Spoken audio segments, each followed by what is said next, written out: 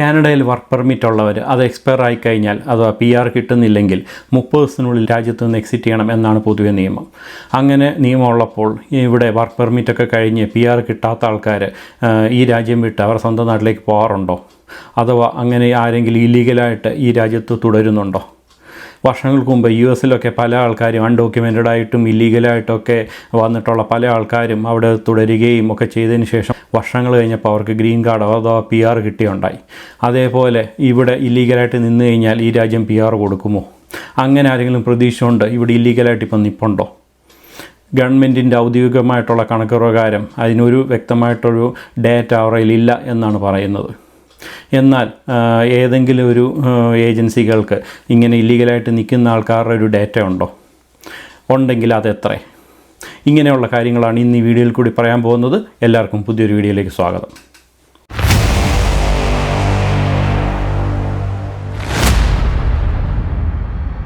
കാനഡയിൽ അങ്ങനെ ഇല്ലീഗലായിട്ട് നിൽക്കുന്ന ആൾക്കാരുടെ എണ്ണം IRCC അഥവാ immigration refugees and citizenship Canada എന്ന സംഘടനയ്ക്കും അതേപോലെ തന്നെ സ്റ്റാറ്റിസ്റ്റിക്സ് കാനഡ എന്ന സംഘടനകൾക്കും അങ്ങനെ നിൽക്കുന്നവർ ഒരു കണക്കേ ഇല്ല.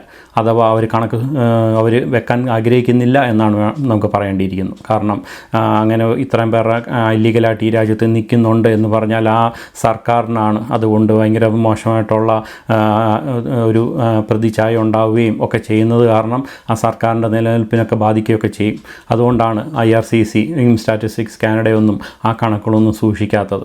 അതിനുള്ള മെയിൻ കാര്യം എന്ന് പറയുന്നത് ഇവിടെ കാനഡയിലേക്ക് വൺസ് എൻട്രി ചെയ്യുന്ന ആൾക്കാരുടെ ഡീറ്റെയിൽസ് അവർ കമ്പ്യൂട്ടറിൽ സൂക്ഷിക്കാറുണ്ടെങ്കിലും അവർ എക്സ്പയറായി അവരുടെ സ്റ്റാറ്റസ് അല്ലെങ്കിൽ അവരുടെ വിസ ഒക്കെ എക്സ്പയർ ആയി കഴിഞ്ഞിട്ട് അവർ എത്ര പേര് ഇവിടെ തുടരുന്നുണ്ട്, അവർ എയർപോർട്ട് വഴിയോ അല്ലെങ്കിൽ ഏതെങ്കിലും ഒരു മാർഗ്ഗത്തിൽ കൂടി ഈ രാജ്യത്തുനിന്ന് എക്സിറ്റ് ആയോ എന്നൊരു കണക്ക് അവർ സൂക്ഷിക്കുന്നില്ല എന്നുള്ളതാണ്.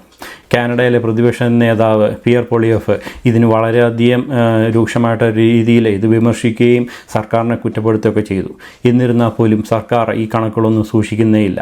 എന്നാൽ സർക്കാരിൻ്റെ ഇതര സംഘടനകളായിട്ടുള്ള പല അസോസിയേഷൻസും ഈ കണക്കുകൾ അവർ കൃത്യമായിട്ട് സൂക്ഷിക്കുന്നുണ്ട്. ആ കണക്കുകൾ അവർ ആയിട്ടുള്ള ഒരു റിസർച്ചിൻ്റെ ഭാഗമായിട്ടൊക്കെയാണ് ആ കണക്കുകളൊക്കെ അവർ കണ്ടുപിടിച്ചേക്കുന്നത്. ഇതിൽ തന്നെ ഏറ്റവും മെയിനായിട്ട് പറയുന്നത് CIBC, ഇവിടുത്തെ തന്നെ കാനഡയിൽ തന്നെ ഒരു മേജറായിട്ടുള്ളൊരു ബാങ്കിങ് സിസ്റ്റമാണ് CIBC എന്ന് പറഞ്ഞൊരു ബാങ്ക്. ആ ബാങ്കിങ് സിസ്റ്റത്തിൻ്റെ റിസർച്ചിൻ്റെ ഭാഗമായിട്ട് ഈ രാജ്യത്ത് ഇല്ലീഗലായിട്ട് നിൽക്കുന്നവരുടെ ഒരു കണക്ക് അവർ ഔദ്യോഗികമായിട്ട് അവരുടെ വെബ്സൈറ്റിൽ പബ്ലിഷ് ചെയ്തിട്ടുണ്ട്. അതെന്ന് പറയുന്നത് ഏകദേശം 7,50,000 തൊട്ട് 1 മില്യൺ വരെ ആൾക്കാരാണ് ഇല്ലീഗലായിട്ട് ഈ കാനഡയിൽ തുടരുന്നു എന്ന് പറയുന്നത്. ഇത് അവർ മാത്രം പറയുന്നൊരു കണക്കല്ല, മറിച്ച് ഇവിടെ ഉള്ള ജുഡീഷ്യറിയുടെ ഭാഗമായിട്ടുള്ള അഡ്വക്കേറ്റ്സും അങ്ങനത്തെ നിയമം കൈകാര്യം ചെയ്യുന്ന പല ആൾക്കാരും അവരുടെ കണക്ക് പ്രകാരം ഇതിനോട് ഏകദേശം അടുപ്പിച്ച് 8 ലക്ഷം തൊട്ട് 1 മില്യൺ വരെയുള്ള ആൾക്കാർ ഈ രാജ്യത്ത് ഇല്ലീഗലായിട്ട് തുടരുന്നു എന്നാണ് അവരും പറയുന്നത്. ഈ പറയുന്ന നമ്പറിലുള്ള കണക്കുകളെല്ലാം അവർ കാൽക്കുലേറ്റ് ചെയ്തേക്കുന്നത് 2017 തൊട്ട് 2022 വരെയുള്ള കാലയളവിലെയാണ്. 2022 ശേഷം എത്ര പേര് ഇവിടെ ഇല്ലീഗലായിട്ട് നിൽക്കുന്നുണ്ട് എന്നതിൻ്റെ ഒരു റിസർച്ചോ ഒന്നും ആരും ചെയ്തിട്ടില്ല എന്നാണ്. എന്നിരുന്നാലും ഏകദേശം 7,50,000 തൊട്ട് 1 മില്യൺ വരെയുള്ള ആൾക്കാരെന്ന് പറയുന്നത് പല കാറ്റഗറിയിലുള്ളവരാണ്. നമുക്കിപ്പോൾ അറിയാവുന്ന പോലെ സ്റ്റുഡൻറ്റ് വിസയിൽ മാത്രമല്ല ടെമ്പററി റെസിഡൻ്റായിട്ട് ഇവിടെ കാനഡയിൽ വന്നിട്ടുള്ളവരും വിസിറ്റിംഗ് വിസയിൽ വന്നിട്ടുള്ളവരെയും അങ്ങനെ ഇല്ലീഗലായിട്ടൊക്കെ ഈ രാജ്യത്തെ കടന്നുകൂടിയ ആൾക്കാരും റെഫ്യൂജികളും അങ്ങനെ പല കാറ്റഗറിയിലായിട്ടുള്ളവരാണ് ഈ നമ്പർ എന്ന് പറയുന്നത്. ഇതിനകത്ത് മെജോറിറ്റി ആയിട്ടുള്ളൊരു നമ്പർ സ്റ്റുഡൻറ്റ് വിസയിലൊക്കെ വന്നിട്ടുള്ളവരും ഉണ്ട് എന്നാണ് ഔദ്യോഗികമായിട്ട് ഈ റിസർച്ചിൻ്റെ ഭാഗമായിട്ടുള്ള സംഘടനകളെല്ലാം പറയുന്നത്. ഈ റിസർച്ചിൻ്റെ ഭാഗമായിട്ട് പറയുന്ന ഈ നമ്പറുകൾ ഒരു റഫായിട്ടുള്ളൊരു കാൽക്കുലേഷൻ്റെ ബേസിലൊന്നുമല്ല.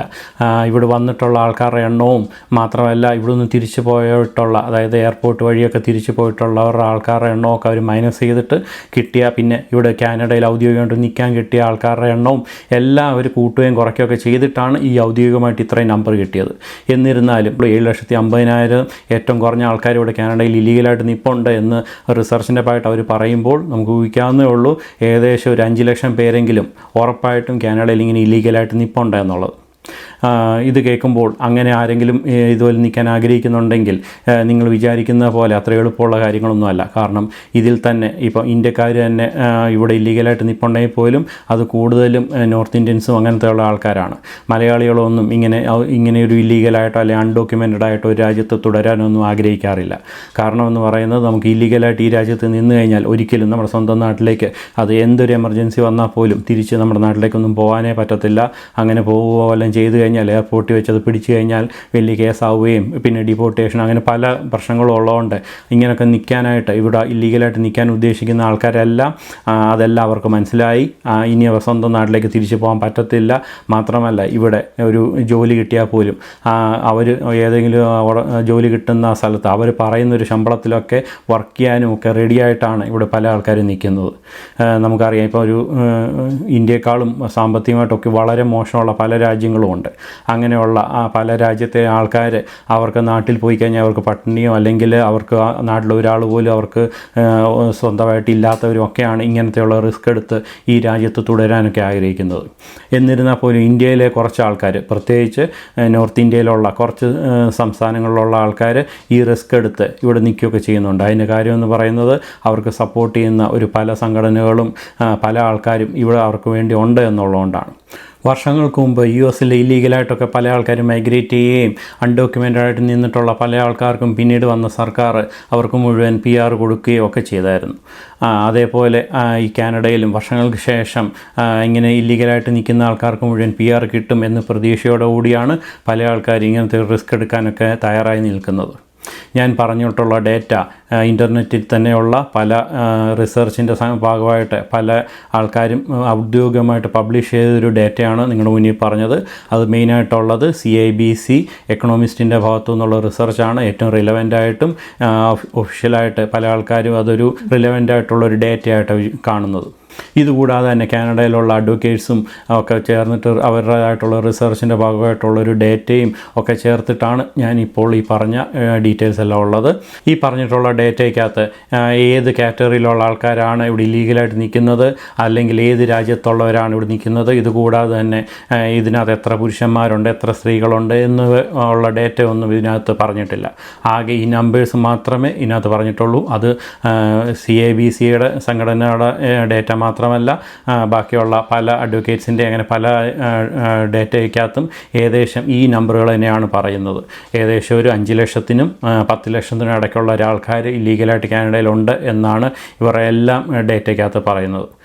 ഇതിനെക്കുറിച്ചുള്ള കൂടുതൽ ഡീറ്റെയിൽസ് നിങ്ങൾക്ക് അറിയണമെന്നുണ്ടെങ്കിൽ CIBC എക്കണോമിസ്റ്റിൻ്റെ ഒരു വെബ്സൈറ്റിൽ കയറിയാൽ നിങ്ങൾക്ക് ഇതിനെക്കുറിച്ചുള്ള റിസർച്ചിൻ്റെ പേപ്പറെല്ലാം നിങ്ങൾക്ക് കാണാൻ സാധിക്കും.